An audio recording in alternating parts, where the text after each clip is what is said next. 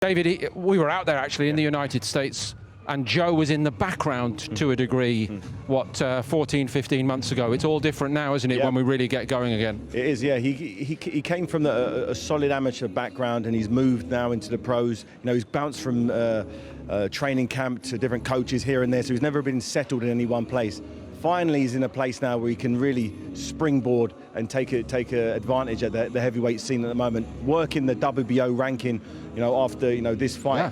Is puts him right in contention for Anthony Joshua's WBO, and if he relinquishes it, fighting Alexander Usyk. Joe had the correct fights to get him ready for a fight like this. Stavern, Jennings, Ustinov.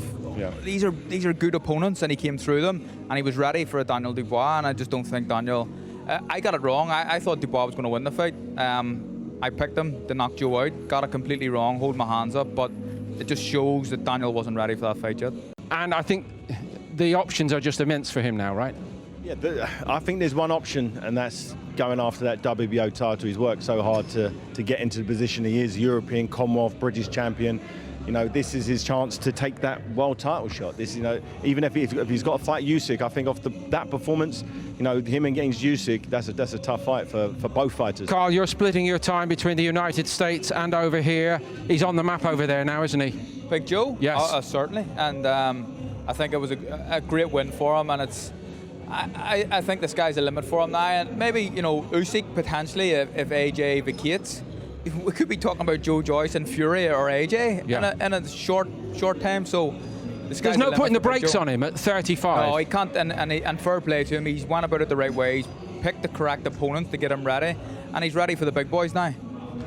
And what kind of a threat will he be to a Tyson Fury, a Joshua and Usyk, the men who are, well, until tonight, above him, that he'd been looking up to? I think that he gives Usyk a fight, certainly, just because of his sheer size and his work rate and his fitness. We've seen Derek Chisora give Usyk problems.